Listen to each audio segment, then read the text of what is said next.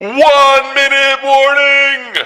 To the goofball army out there, hi at the families, tell them to get to the next room, tell them to go to your neighbors, because we got goofball news to go over, and it might get crazy. Typically does, guys. If it's your first episode ever, you got like 30 seconds before we start, so not enough time to go to the bathroom, but go get a drink, because trust me, you're probably going to need it there. In the meantime, the rest, if you haven't already, go ahead and hit that thumbs up, hit that subscribe button, hit that bell. That way you know about future episodes as well, guys. Buckle your seatbelts if you haven't already. Make sure your tray is in the upright position here, guys, because we are just about ready to get going. And like, oof. Guys, if you want a crazy ride going forward, a bunch of nonsense, but all nothing but the truth about the Giants, listen in, buckle in, tell a friend. Let's go. And now, here are your goofball hosts, Drew and Rob. Welcome, fellow Goofballs, to Two Giant Goofballs, a New York Giants podcast. I am Drew, joined as always by... me, I'm Rob, and we're on time today because... It's pre-recorded. We're out of time. Because right now, as this airs, I'm in an airplane. Oh, yes. How can this be? I'm probably somewhere over the state of North Carolina or South Carolina or Georgia or so. I don't know where I'm going to be at that point. My flight leaves like 8 or 8:30, so I'll be like an hour or so flight. Virginia, maybe even. I don't know. I'm somewhere over between Florida and Jersey. That's all we know. Take me home to the country roads that I want to know. West Virginia. No, not West Virginia. No. Regular Virginia. Country roads. Gosh. Anyway. So, guys, again, we're gonna do our second part here of our 53-man roster prediction show here. Again, we're gonna go ahead and go into the rest of the roster here, but before we do that, let's give you guys another heads up here. We will be at the game there on Thursday. We will also be at least attempting to try to record something in the parking lot afterwards. We'll see if we can pull that off. We've never tried to do that before. This is all new territory for us here. So, yeah. You know, if you haven't, like I said already, like us on Twitter or Facebook as well. So I'm assuming you're probably on YouTube since that's the preferred spot. And go ahead and give us a message if you're going to be there at that point there. We're happy to meet up with people during it as well. So like I said, feel free to shoot us a message on there. So let's break down into the roster breakdown. Now, to recap, those who might have missed the first part there, we're one man over on the offense because we kept the third quarterback. Obviously, we know who those quarterbacks are: Russell Wilson, Jackson Dart, and of course, Jameis Winston. So we're going to have to go ahead and figure out how to drop somebody on defense basically to make these numbers work. But we have. So let's get right into the defensive line. Let's be honest here, guys. It's very obvious that Dexter Lawrence is going to make the roster. It's very obvious that Darius Alexander is going to make the roster. Those are the two that if anybody says otherwise, they're crazy, because best player at the position, and you just drafted him with a third-round pick. He ain't going anywhere. So those two are staying. So here's who we got elsewhere. Let's talk about the elephant in the room here. The elephant in the defensive tackle D-line room here. It's Nacho, Rakeem Nunez-Roches, which a lot of people I know are going to sit there and say, he needs to go. And I get it. We're going to have to pay him a lot of money this year if we keep him. You know, it's also going to be a guy that, quite frankly, hasn't necessarily lived up to the contract in some people's eyes, and they're not 100% wrong when they say that. He's going to make $5 million this year, guys, if he's on the team. It doesn't quite break the bank, but yeah, could be potential something later down the road with a couple other cuts. Now, here's what I look at. Like it or not, he's still one of the better defensive tackles in the group. That doesn't mean he's a great player. It just means our group is not that great. It's got Dexter Lawrence and a better group than last year, but nobody that's like, oh my God, this person's amazing. Like, that's not what this group is. If you cut him, Again, I said he's $5 million is what his cap number is this year. If we cut him, we save $3.6 million. So the question I have is, could we find somebody better than him for $3.6 million? Because that's part of the equation you look at. You're getting rid of somebody who would make your roster talent-wise because of the money. So can you get somebody to replace him within that budget? And quite frankly, you may be able to. But why would you take a May when you got to do? You already got one. Why create a hole? Exactly. So I'm keeping him. And listen, I know some people are going to like that, but I'm keeping him. There's no way that I'm saying to get rid of him. I mean, are you agreeing with Rob? Or I do. Yes. He's not the best talent on the field, but he's also a guy that a lot of players respect. Yep. And that's something that you also can't take away either. Yep. So great locker room guy. People don't realize that part of him. He's a great locker room guy. Yeah. So Roy Robertson-Harris. Gotta stay. Honestly, I think the three linebackers that are outside the linemen that are considered starters in that 3-4 is going to be Dexter Lawrence, Nacho, and Roy Robertson-Harris. Like, those would be the guys that'll probably get the most snaps of the defensive tackle, defensive line at the up three again, not the edge. I know people get a little confused when I say defensive line. Some people are including edge rushers. I'm talking specifically the fat boys up front.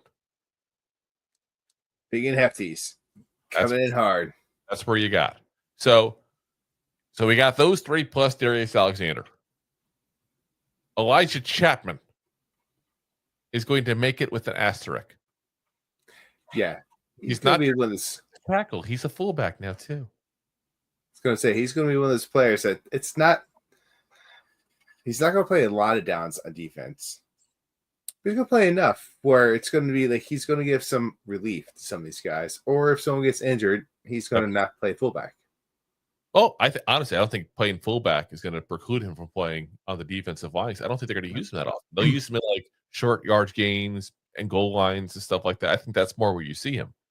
I mean, I could be wrong. Who knows? We've only seen handfuls of him, at the second game here with the Jets where he actually played fullback. So we don't know what the plan is. We never do. Same as we haven't seen Abdul Carter, a guy that obviously we'll talk about in a little bit. We haven't seen him much either because they're trying to hide what they're going to do. That's part of the game. It's a game of poker at that point. You're hiding your cards. Poker face. But yeah, he's going to make it. I got another guy making it as well. Jeremiah Ledbetter. I got him making it mostly because, quite frankly, I'm saying that because I'm just tired of some of the guys we've had out there, the DJ Davidsons of the world. Like, it's time for some fresh blood in this group and to get rid of the mistakes we made in the draft. The only thing you come with DJ Davidson, what did we get 3 years ago? So yeah, we could definitely get rid of him. But you talk about the cap numbers, this and that. It's hard for me to rebuttal that. It's hard for me to rebuttal that. It's not even the cap part; it's the room part. Like, I got no place to put him. As I'm saying, it's I can't rebuttal that. It's too hard. So that's the problem. Someone's got to go. Now, he might be a guy that ends up on the practice squad, and I got no beef with that whatsoever. But it's like I said, it's time to get a better group of defensive linemen going here. Edge. That's the big one everybody's all excited about there. So let's make it very simple. I think everybody knows the four people that will definitely stay. It's Brian Burns, Kayvon Thibodeaux, Abdul Carter, and Chauncey Golston. Now, there's asterisks on Carter and Golston as well, because Carter is edge, but he's going to play linebacker. We did see a little bit of it in the Jets game even. He's going to play linebacker. And I'm telling you guys right now, what's going to end up happening and how they're going to get all three of these in the field is Abdul Carter is going to play linebacker on third down, and you're going to see Micah McFadden having a nice little glass of Gatorade during those plays. What they're going to do. It makes sense because Carter can not only is he a good pass rusher, but people are forgetting how good of a coverage guy he was. So he's a guy that's going to keep people on their toes. So, like I said, he's got to get the asterisk. Chauncey Golston has to get the asterisk because he's going to actually be a guy that you're going to see as a defensive end / edge guy. So there's some movement. I mean, hell, you could even say Abdul Carter is a defensive end guy because I'm telling you right now, there's going to be times he's going to have his hand in the dirt. Carter's going to be all over the damn defense. That's what's going to happen. Again, it's why you're not seeing him much. They're trying to hide what they're going to do with him. They want the element of surprise. Surprise, mother. Surprise! I'm here.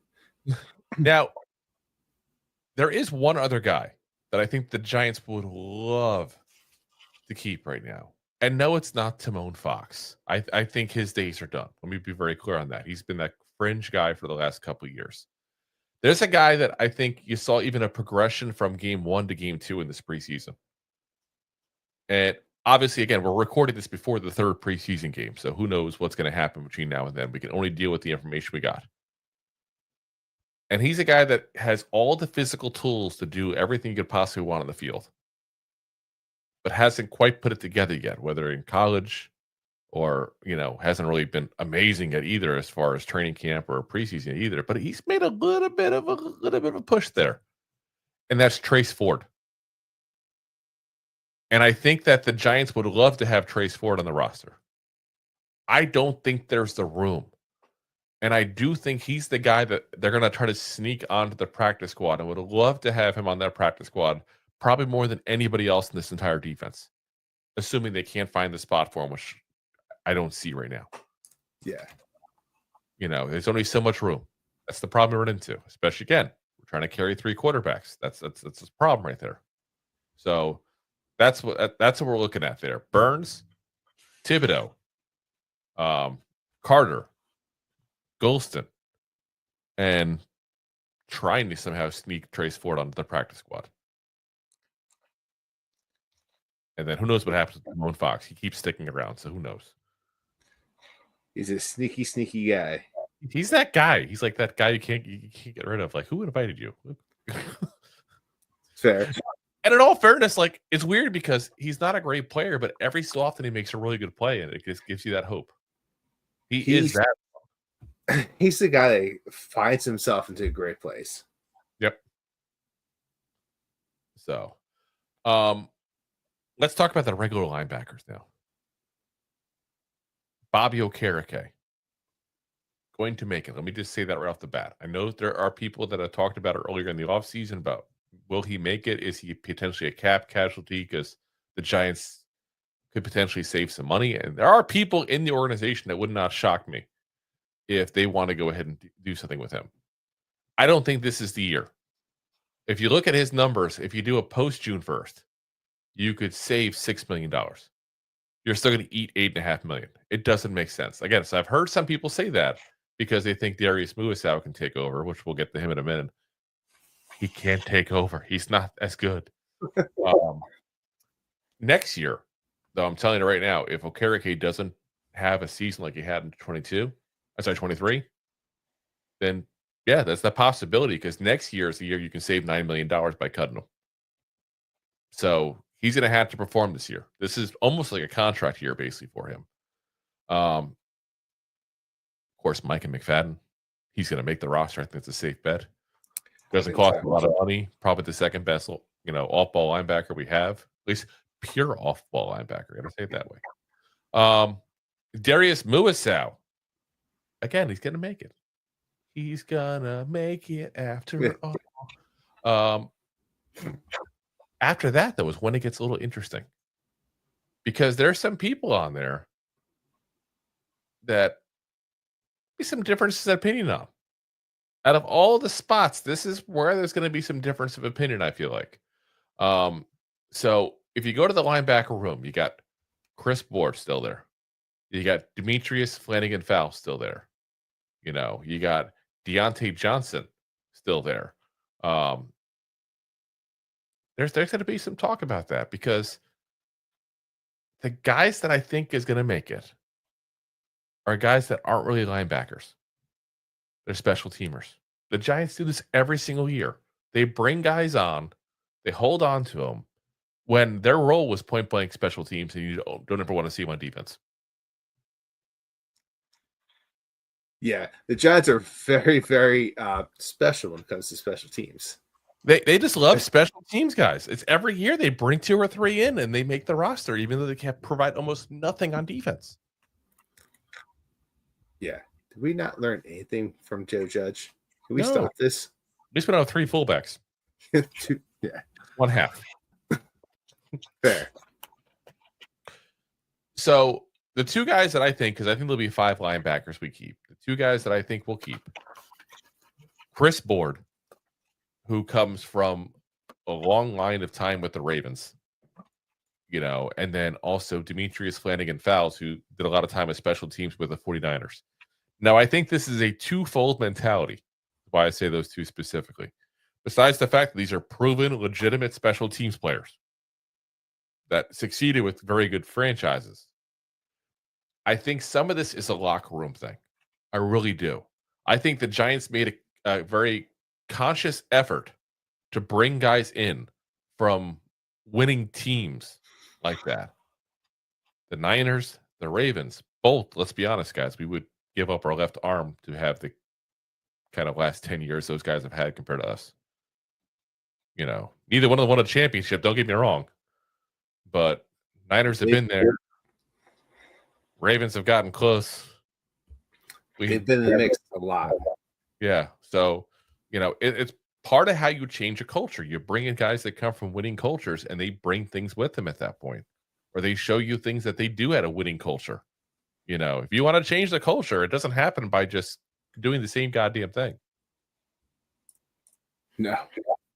So I do think that that's what's going to happen is those guys will stay on board. Deontay Johnson will probably move over to the practice squad, assuming that nobody picks him up.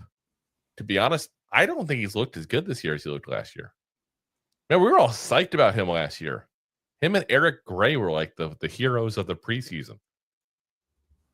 Just, again, saying that just to remind people why you probably shouldn't have heroes of the preseason. I know Giants fans. Look at you, Webb.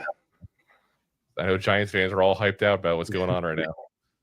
It's special. It's it's preseason. It is what it is. So it's where you're supposed to beat up. Your stars are supposed to be the ones that beat up on. Well, yeah, pretty much. It's your backups that are supposed to be beating up on the other backups. My backups are better than your backups. Yeah, that's kind of what you're doing. I mean, granted, Dart has his place of beating up on backups because he's coming from the college level, so that shows that he's taking a step forward. But it doesn't show that he's still ready to start for the team. It just shows that he's taking that step forward to start. Yep. Like I said, that's what I think. Any disagreements there, Rob? Nope. So let's get to the secondary because that's an interesting group overall because we added some big names to it. Obviously, they made a very conservative effort to go ahead and bring in just a couple of guys to kind of shore up this group and hope that the improved pass rush just improves the group overall there, basically.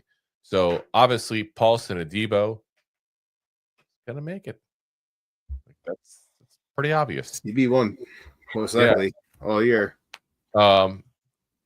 There's 2 guys obviously that are in a battle right now for that CB2 spot. So Deonte Banks, Cordell Flott, both make it. Yep. Drew Phillips obviously going to make it. Makes it. So that gives you already 4 corners. So you have a square or a rectangle depending on what angle you're looking at. So I'm going to say 2 more. I think Trey Hawkins still makes it. The 3rd. Esquire. Ooh. I think Nick Jones also makes it. There's been something about him that they seem to really like. And I think they'll probably try to get like Corey Black onto the practice squad. Wouldn't shock me if they try to maybe even sneak O'Donnell Fortune onto the practice squad as well, because I know they liked him a lot coming out when they got him as an undrafted free agent, but he hasn't looked good at all in preseason. I also don't think they're using him correctly. I should throw that out there. I don't think they're using him correctly because I've seen him get burnt in man coverage a lot. He sucks at man. He's a zone coverage guy. And I still think convert him over to a safety and he'll do better. But those two, like I said, could end up on the practice squad. Maybe Art Green ends up on the practice squad. There's going to be, usually there's one or two corners on the practice squad. So. Typically. Yeah, so that wouldn't shock me at all. I mean, you got 16 players overall you can put on there. So one or two corners will probably be on there. That's life. Safety wise. Javon Holland obviously is going to make it.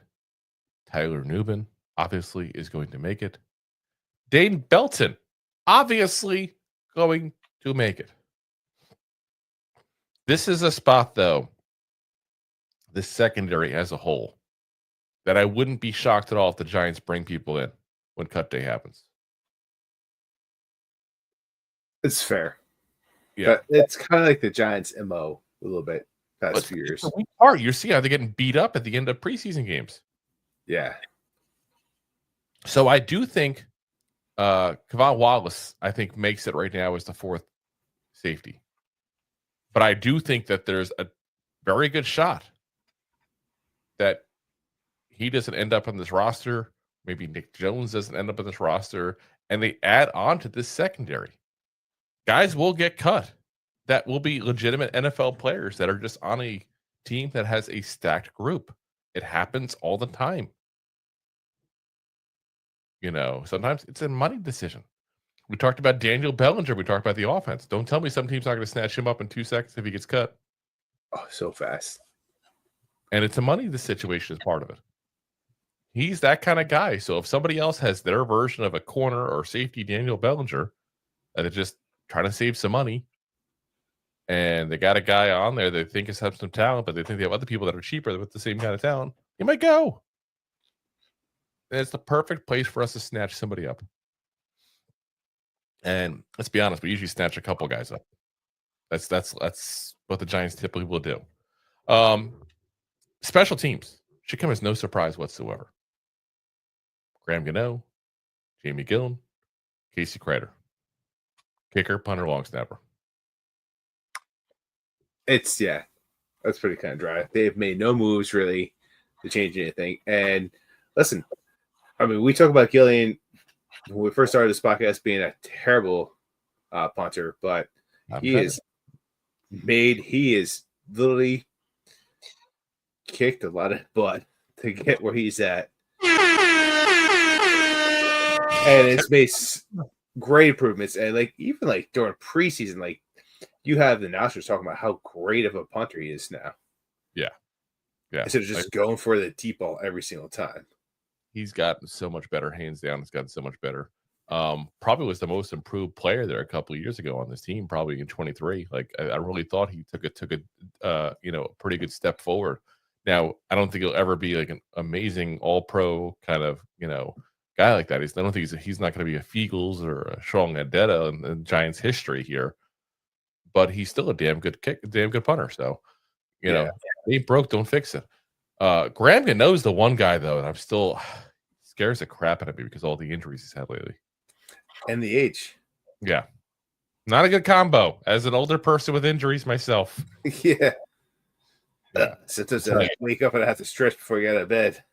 Yeah, I can tell you it's not a good mix, guys. So we'll see what happens there.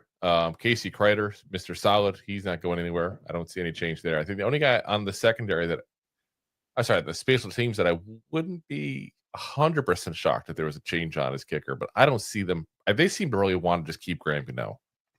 And Jude McAtamney will go ahead and take a spot and technically not take up a spot because of the way the international program works. I think this is his last year he can do that, right? Is it, or has it got one more year after this? I have to look it up. Sure. Either way, he can do it. Might be his last year. I think we talked about this already. That's his last year. Either way, he can do it this year where he still doesn't count against the roster. So they're going to go ahead and do that with him, and he'll definitely be on the practice squad but not take up one of the 16 spots. So they'll have a backup kicker. Hopefully, if Graham Gano is injured at all, they'll keep him on the goddamn active roster for that game. and not make the same mistake we made last year or the year before that. Yeah. So, but yeah, that's where it is, guys. Let us know what you think. Let us know if you think that is not the right move to make in any situation there. Let us know in the comments if you think somebody that we said to cut is somebody we should keep. Let us know if you think somebody we keep is somebody we should cut. And, listen, we may not be live, but we still appreciate you guys coming on. I know, probably got Jay in the comments talking about vacuum cleaners. Sure. Listen, we did not pre-record this, so Drew and I could go in the crowd. Just saying. We did not. We did not find the last one in America that we're both flying to. Sure, Deb is in the comments trying to be the voice of reason and keep people sane as usual. Sure. Appreciate you, Deb. Yeah. So, like I said, we appreciate you guys there. And again, if anybody's going to be at the game, hit us up. We will be there. That's for sure. Got some nice seats, too. Nice seats. So cheap to go to these preseason. It's crazy how cheap it is for preseason tickets. Like, literally, like I said, for $200, you could have sat like right behind the Giants bench, basically. It's nuts. It is. It really is. And if I didn't have to spend so much money on a flight and stuff like that already, I would have thought about it maybe. But so, yeah, maybe next time. Who knows? Probably not. We'll see. I'm cheap. Unless we get expensive. Something else. Unless somebody goes to a certain website, maybe like have me a coffee, like that kind of thing. Because, after all, we do still have to. Thanks for watching. Like the show? Of course you do, or you would have turned it off by now and not be hearing me. There are plenty of ways to support the show. YouTube is the best place to join us, and we offer memberships there with fun benefits like custom emojis and early access to video clips. Of course, there you can also send super chats and stickers to send one-time support payments. The best way to support the show is to buy these drunk idiots beers at buymeacoffee.com/2giantgoofballs. Along with one-time support payments, there are also monthly plans, so you can continue to help kill their livers each month. You can also show people that you are a goofball by visiting our store at 2giantgoofballs-shop.fourthwall.com. We got everything from shirts, hats, phone cases, funny candles, buttons, stickers, and even a 2 Giant Goofballs towel to dry off your goofballs. Of course, you can always support the show for free by simply hitting the like, subscribe, and share button wherever you are watching or listening to this. Hit the thumbs up on YouTube. Leave a 5-star review on Apple Podcasts. It helps the show tremendously, and quite frankly, the Goofballs suck at marketing and need your help to get the word out. Thank you for being part of the Goofball Army and for taking the time out to support the show. Alrighty, guys. Before we go real quick here, I almost forgot there's one other thing we should go over in the show here. And it's that Andrew Thomas officially passed his physical. So he is back off the pup list at that point. He is active on the roster. I still don't expect to see him at the game on Thursday. He'll be on the sidelines, I'm sure, cheering people on, but I don't think he'll actually be suiting up and be in the game. Why risk getting the guy hurt? But that means, guys, he will officially be ready for, barring any setback, for week 1. So that's good news on our front there. Like I said, it's all good news going into this last preseason game. We just got to hope and pray now that nobody gets hurt in this game. I think the only thing I'm hoping for is I'm kind of hoping I'm kind of mixed on this. Okay, so there's 2 things that I'm hoping for. One of the 2. Okay, I'll give it that way. I love that Dable's playing the starters in this preseason games. I freaking love it. I'm old school. Like I love the fact that they're playing a little bit here. Part of me that really wants to see Jackson Dart though against starters. So if the Patriots play starters, I would love to see Jackson Dart against the starters just to see how he does. With the plan to yank him out quickly, basically if stuff goes downhill. I would also, though, love to see Russell Wilson play a little bit more and see the starters play a little more because it just sends a message. This is a different team. This is a different way we're playing. This is a different way we're setting up for the season. Because, again, guys, we've gotten our butts handed to us week 1 the last couple of years. Yeah, let's change that up. Yeah. So we're going to be ready to roll week 1. And we're going to go ahead and teach the Commanders. They haven't done a damn thing yet. We're still going to be beating them in the NFC East, that's for sure. And hopefully some other teams, the NFC East this year. That'd be nice. Nice little change of pace. Yeah. Yeah. So I mean, they just made Dak the highest paid quarterback. So that's interesting. Yeah. If only they had somebody else they could have paid money to. Perhaps the guy who like gets the quarterbacks also wore number 11 Penn State. But that's a whole other topic of the day. Yeah. So, all right, guys. That's going to call it a night for us there. We appreciate you guys for watching. Sorry, it's a little bit shorter than usual. Whenever we do the pre-recorded, it typically is shorter because we don't have y'all with the comments and for us to go over you guys' questions and thoughts there. Hopefully we'll be in, doing some of the comments here with you guys live, though, as we're on it, because I'll be up in a plane. It depends on, what I can do from the plane, what kind of, internet and all that I have. And then, obviously, Rob, may be able to pop in as well. So we'll try to answer your questions if we haven't already, because we're ending, so we probably have already, let's be honest. But guys, again, we appreciate you guys for watching. As always, we are live on Monday, Wednesday, Thursday, 9 p.m. Eastern Standard Time. Obviously, we're not going to be 9 p.m. this Thursday because Rob and I will be at the game. We will, again, try to do a post-game show from the parking lot there. Well, I should say, we're going to do a post-game show from the parking lot. It's just a matter of we can do it live or if we have to record it and then put it up after the fact. We'll figure something out along those lines there. Again, we are live on YouTube, our preferred platform, along with Facebook, Twitter/X, Twitch, and, of course, Rob's favorite, LinkedIn profile. And, of course, as always, we're available the next day on all the audio podcast platforms as well. Apple, Spotify, iHeartRadio, Pandora, all the big ones there. Guys, if you haven't already, hit that like, hit that subscribe, hit that share button. Appreciate you guys for watching, as always, and appreciate you guys supporting us, as always. And like I said, we will see you guys after the game. We don't know when, because either right after the game or posting on the next day in the morning from our taped show from the stadium at that point. Again, well, unfortunately, we have to do some of this on the fly because Rob and I have never gone to a game together, actually, since we've done the show. That's a fun thing. Yeah, we also haven't recorded together since we did the show. So that's true. We've never done a show where we're in the same room. Oh my God, it's gonna feel weird. 3 years. I feel like I want to go to Home Depot and get a fake wall and put it up. Yeah, right. I feel like I'm in my office, like the cubicle, just a fake wall up. It's going to be interesting anyway because we're going to have to record it on the video on a phone. Plus, we're going to have to go ahead and use. I have some mics that hook up to a cell phone too as well. So that's going to be an interesting dynamic to see how that works. So hopefully the quality is good for you guys. We'll see, but you're used to our usual crappy quality, so you should be fine. Yeah. Good thing, being an improvement on some of our faces. There we go. It'll be darker, less lights though. Yeah. All right, guys. We will see you guys again next time. There. Appreciate you guys for watching, as always, and as always, Giant fans. Go Dreamin'! Dreamin'! Thanks for listening to Two Giant Goofballs, a New York Giants podcast. We appreciate your support. Thanks so much. Please, I'm begging you. Please.